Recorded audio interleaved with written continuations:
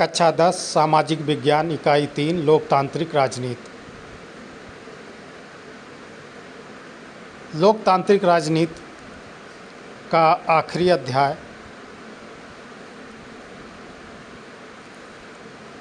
लोकतंत्र की चुनौतियाँ। आज हम लोग इसका अध्ययन करेंगे। लोकतंत्र की चुनौतियाँ कौन कौन सी हैं, उसका अध्ययन हमें इस अध्याय में करना है। तो लोकतंत्र की जो सबसे बड़ी चुनौतियां हैं, कुछ चुनौतियां मुख्य रूप से इस प्रकार हैं, जैसे क्षेत्रवाद, भाषावाद, जातिवाद, धर्म आदि एक लोकतंत्र के लिए सबसे बड़ी चुनौतियां होती हैं। इन सबको एक साथ लेके चलने तथा राष्ट्र को मजबूत रखने में ये चुनौतीपूर्ण कार्य है।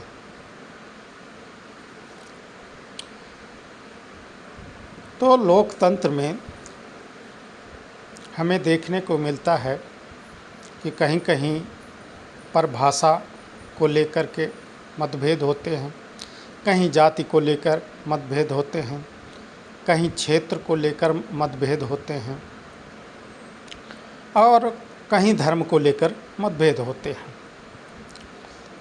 आप भी अगर ध्यान देंगे तो आप पाएंगे कि भारत में जो दक्षिण भारत है और जो पूर्वोत्तर के राज्य हैं, इसमें भाषावाद को लेकर के तमाम प्रकार की चुनौतियों का सामना भारतीय लोकतंत्र कर रहा है। क्षेत्रवाद को लेकर के आप उदाहरण के तौर पर ले सकते हैं कि जो महाराष्ट्र का मुंबई शहर है, आप देखते होंगे कि वहाँ अन्य प्रदेशों से जाने वाले नागरिकों को या तो भगाने का प्रयास करते हैं या हे दृष्टि से देखते हैं, जो कि एक क्षेत्रवाद का उदाहरण है। और जातिवाद तो आप देख ही रहे हैं, लोकतंत्र पे पूरी तरह जातिवाद हावी है। और धर्म भी इस समय लोकतंत्र की सबसे बड़ी चुनौती बनी हुई है। तो आइए इस अध्याय पर बनने वाले प्रश्नों का अध्ययन करते हैं।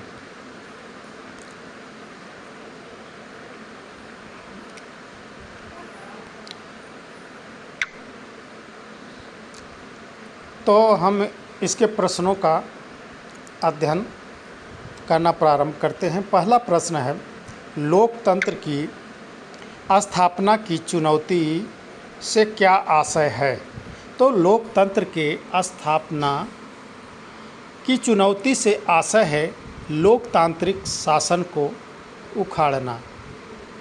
अलोकतांत्रिक शासन को उखाड़ना। जब अलोकतांत्रिक शासन उखड़ेगा तो लोकतंत्र की स्थापना होगी। तो लोकतंत्र की स्थापना का मतलब ये हुआ कि अलोकतांत्रिक शासन को उखाड़ना। लोकतांत्रिक सुधार किसे कहा जाता है? तो लोकतंत्र की चुनौतियों के बारे में सभी सुझाव लोकतांत्रिक सुधार कहे जाते हैं। लोकतांत्रिक सुधारों को किस प्रकार लागू किया जा सकता है? तो लोकतांत्रिक सुधारों को कानूनों द्वारा लोगों के सहयोग से लोकतांत्रिक आंदोलनों तथा मीडिया आदि से लागू किया जा सकता है। अच्छा लोकतंत्र कौन सा है? अच्छा लोकतंत्र वही है जैसे उसे हम सोचने तथा बनाने की आकांक्षा रखते हैं। यानी जनता जैसा चाहती है, अगर उसके सोचने पर शासन व्यवस्था खरा उतरता है तो वही एक अच्छा लोकतंत्र साबित होगा। लोकतंत्र का कोई एक महत्वपूर्ण काम बताइए। तो लोकतंत्र का जो मूल काम है वो भेदभाव को समाप्त करके समता की भावना रखना लोकतंत्र का महत्वपूर्ण कार्य है। लोकतंत्र के लिए कोई एक बहुत आवश्यक बात बताइए। तो अल्पसंख्यक आवाज़ों का आदर करना लोकतंत्र के लिए बहुत आवश्यक है। तो लोकतंत्र की जो सबसे आवश्यक चीज़ है कि जो अल्पसंख्यक हैं या कुछ दबे कुचले लोग हैं, उनकी आवाज़ को सुनना और उनका आदर करना लोकतंत्र का एक बहुत ही आवश्यक बात है। लोकतंत्र शासन का कौन सा स्वरूप है? लोकतंत्र शासन का कौन सा स्वरूप है? तो लोकतंत्र शासन का वह स्वरूप है जिसमें लोग अपने शासकों का चुनाव स्वयं करते हैं, तो वही लोकतंत्र है। लोकतंत्र को मजबूत करने की चुनौतियों में क्या शामिल है? तो इनमें लोकतांत्रिक संस्थाओं तथा वार्ताओं को मजबूत बनाना शामिल है।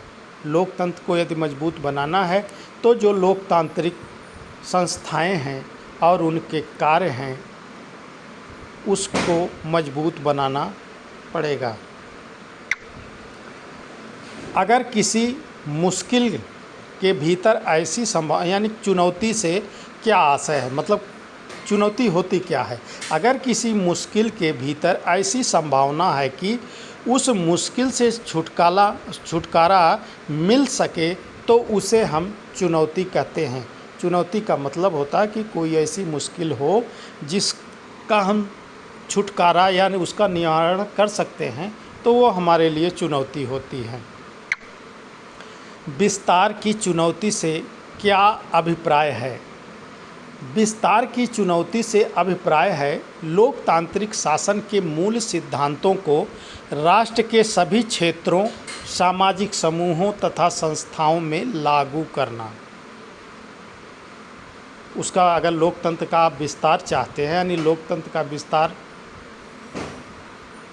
की चुनौती से क्या अभिप्राय है? तो लोकतंत्र का जो विस्तार है उसका अभिप्राय ये होता है कि लोकतांत्रिक शासन के मूल्यों और सिद्धांतों को राष्ट्र के सभी क्षेत्रों में, सामाजिक समूहों और संस्थाओं में भी वो लागू अगर होता है तो वो लोकतांत्रिक विस्तार होता है। सूचना के अधिकार कानून की दो विशेषता लिखिए। सूचना के अधिकार का कानून लोगों को जानकार बनाने और लोकतंत्र के रक्षक के तौर पर सक्रिय करता है। नंबर 2, यह भ्रष्टाचार पर अंकुश लगाता है। साक्षरता दर शब्द की परिभाषा दीजिए।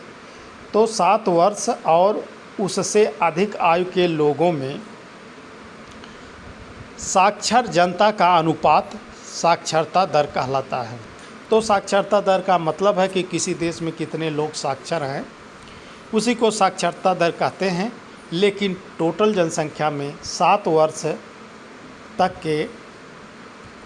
वर्ष और उससे अधिक, यानी कहने का मतलब 6 वर्ष तक के आयु के बच्चों को निकाल करके साक्षरता दर निकाला जाता है।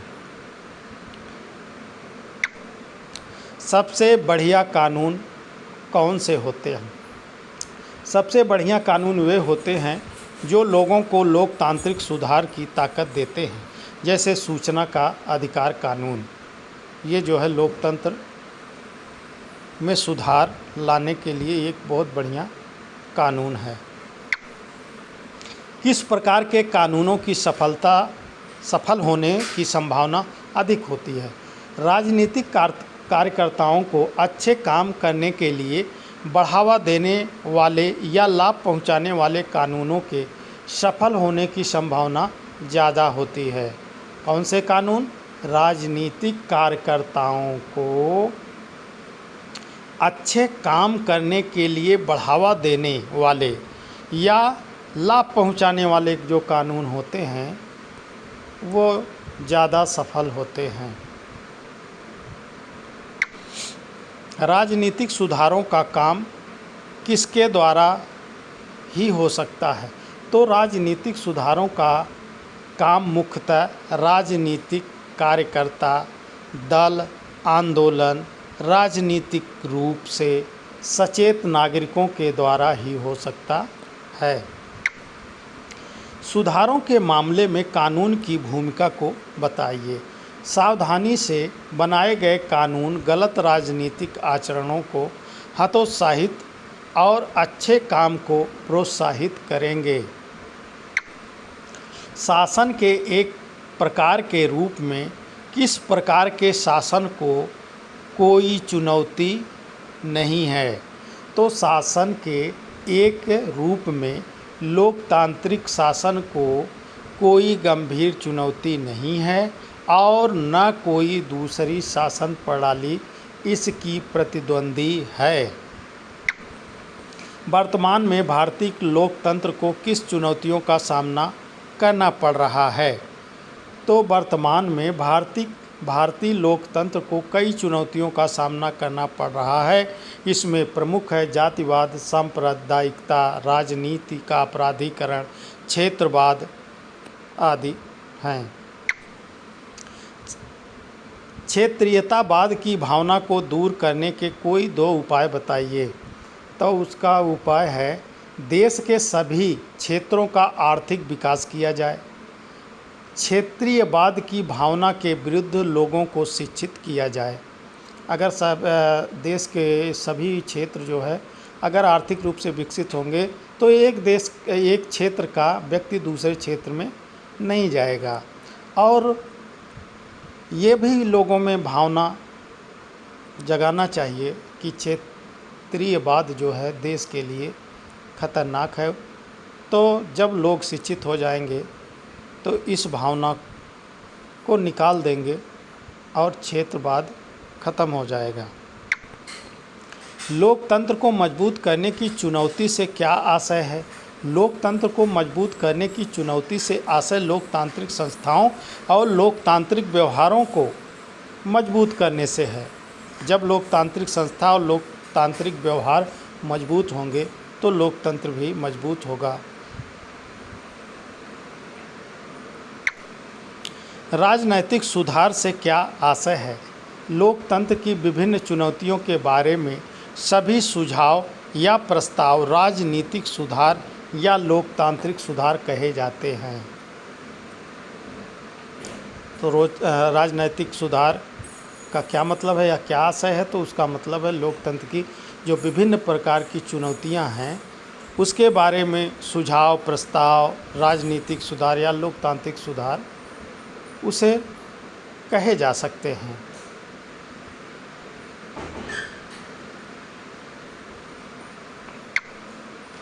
लोकतांत्रिक सुधारों में मुख्य चिंता किस बात की होनी चाहिए?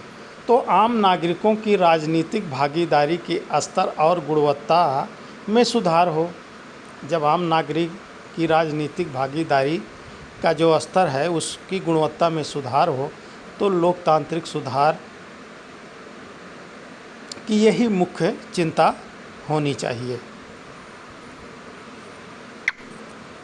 भारत में वास्तविक लोकतंत्र लाने के लिए राजनेताओं में किस प्रकार का सुधार होना आवश्यक है? भारत में जब तक नेता जाति धर्म की सीमाओं से ऊपर नहीं उठेंगे तब तक वास्तविक लोकतंत्र नहीं आएगा। आजकल लोकतंत्र को किन चुनौतियों का सामना करना पड़ रहा है?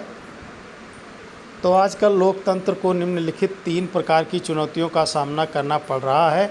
नंबर 1, लोकतंत्र स्थापित करने की चुनौती। तो लोकतंत्र की पहली चुनौती उन देशों में लोकतांत्रिक शासन व्यवस्थाएं स्थापित करने की है जहां लोकतंत्र नहीं है। दूसरा है लोकतंत्र के विस्तार की चुनौती। तो लोकतंत्र की दूसरी चुनौती लोकतंत्र के विस्तार की है। इसमें लोकतंत्र की प्रक्रिया में सभी समूहों के प्रतिनिधित्व को बढ़ाना तथा सभी क्षेत्रों की राजनीतिक संस्थाओं का लोकतंत्रीकरण करना शामिल है। लोकतंत्र को मजबूत करने की चुनौती। इसके अंतर्गत लोकतांत्रिक संस्थाओं के कामकाज में सुधार करना शामिल है। लोकतंत्र की आधारभूत चुनौती क्या है? दुनिया के 1/4 हिस्से में अभी भी लोकतांत्रिक व्यवस्था नहीं है। इन इलाकों में लोकतंत्र की स्थापना हेतु बुनियादी आधार बनाने की चुनौती है। इसमें मौजूदा गैर लोकतांत्रिक शासन व्यवस्था को गिराने, सत्ता पर सेना के नियंत्रण को समाप्त करने की चुनौती है। लोकतंत्र द्वारा समान की जाने वाली विस्तार की चुनौती क्या है? यानी लोकतंत्रों द्वारा सामना की जाने, यानी लोकतंत्र जो विस्तार की चुनौती का सामना कर रहा है वो क्या है, वो आपको बताने हैं। तो लोकतंत्र द्वारा सामना की जाने वाली विस्तार की चुनौती में लोकतांत्रिक शासन के बुनियादी सिद्धांतों को सभी क्षेत्रों, सभी सामाजिक समूहों और विभिन्न संस्थाओं में लागू करना शामिल है। जैसे स्थानीय सरकारों को अधिक अधिकार संपन्न बनाना, महिलाओं और अल्पसंख्यक समूहों को उचित भागीदारी सुनिश्चित कराना आदि।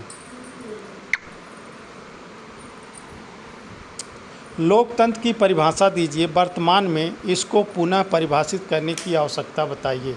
तो लोकतंत्र का अर्थ, लोकतंत्र से आशय है जनता द्वारा निर्वाचित प्रतिनिधियों का शासन। अब्राहम लिंकन ने लोकतंत्र को परिभाषित करते हुए लिखा है कि लोकतंत्र जनता का, जनता के लिए और जनता द्वारा शासन है। लेकिन आज लोकतंत्र की यह परिभाषा पूर्ण नहीं मानी जाती है, क्योंकि इसमें चुनावों में प्रतिनिधियों के निर्वाचन होने से लेकर निर्णय लेने की प्रक्रिया में धनी और प्रभावशाली लोगों का ही नियंत्रण बना रहता है। इसलिए लोकतंत्र में धन बल, भुजबल, वंशवाद, सांप्रदायिकता आदि की घुसपैठ हो गई है। इसलिए वर्तमान में लोकतंत्र को पुनः परिभाषित करने की आवश्यकता है, ताकि प्रतिनिधियों के चुनाव का निर्णय लेने की प्रक्रिया में आम जनता का नियंत्रण बना रहे। इस दृष्टि से लोकतंत्र को इस प्रकार पुनः परिभाषित किया जा सकता है। लोकतंत्र शासन का वह स्वरूप है जिसमें लोग अपने शासकों को स्वयं चुनते हैं। लोगों को चुनाव में प्रतिनिधियों को चुनने में पर्याप्त विकल्प मिलते हैं। ये निर्वाचित प्रतिनिधि ही शासन के सारे निर्णय लेते हैं तथा वे संविधान के मूलभूत नियमों और नागरिकों के अधिकारों को मानते हुए शासन करते हैं।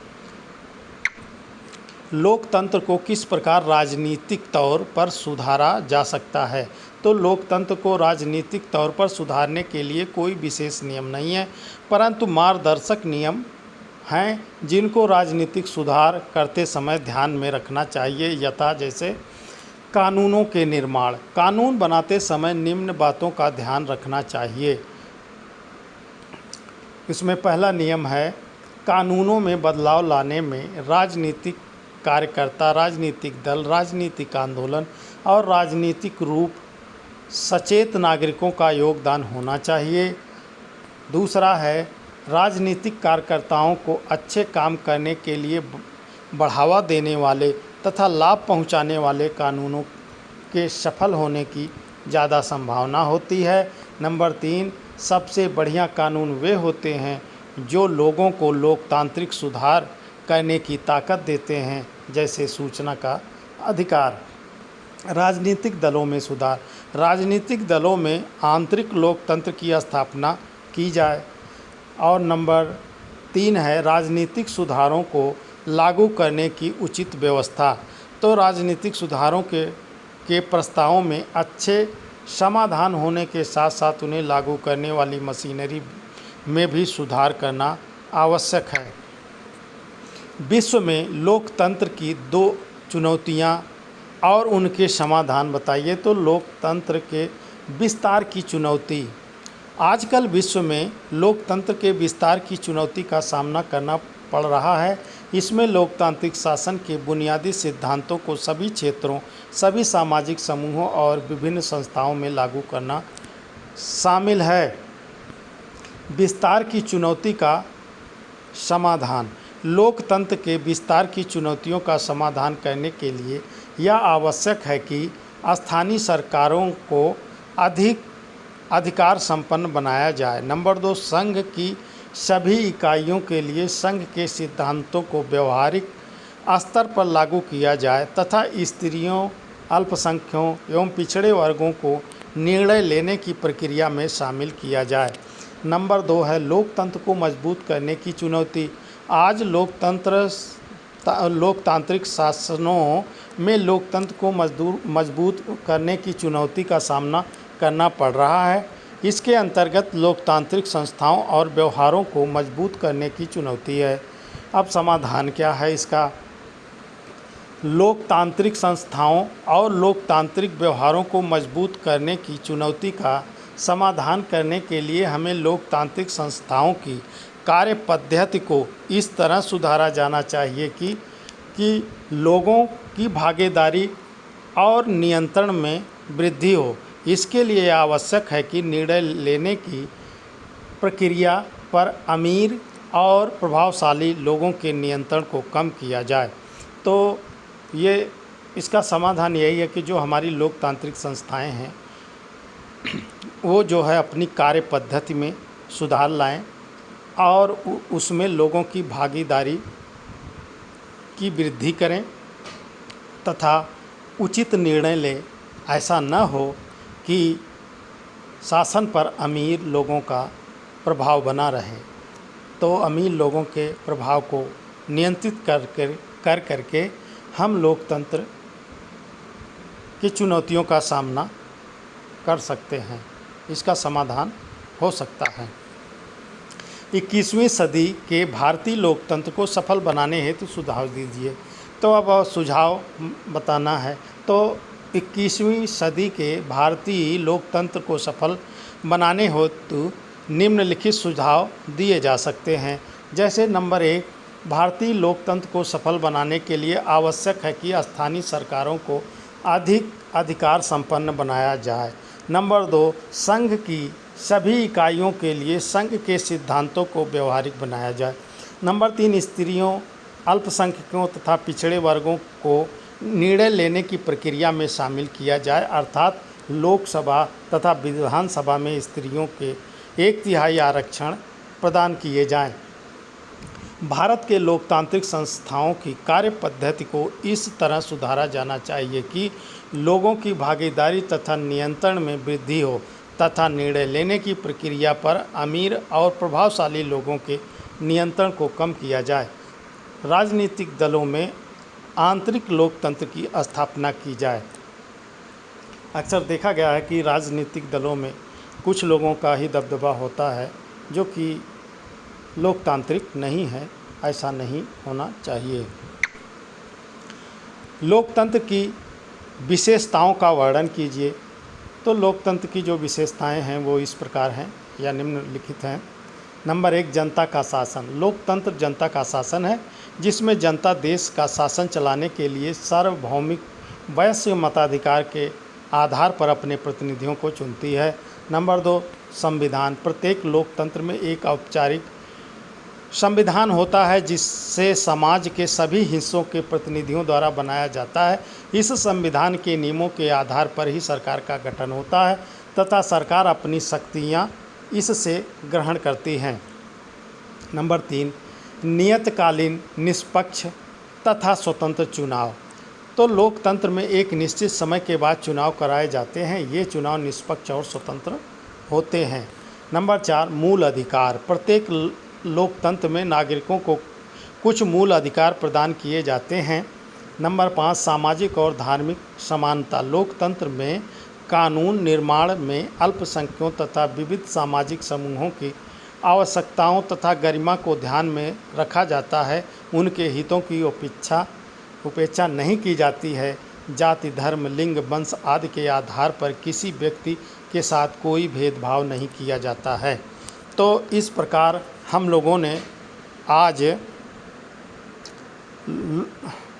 जो हमारा इकाई 3 है, जो राजनीति या नागरिक शास्त्र से संबंधित है, उसका अंतिम चैप्टर लोकतंत्र की चुनौतियों का अध्ययन हम लोगों ने किया। अब यह इकाई या खंड समाप्त होता है। अगले वीडियो में आपके चौथी इकाई अर्थशास्त्र से होगा, जो अगले वीडियो में आपके सामने प्रस्तुत किया जाएगा।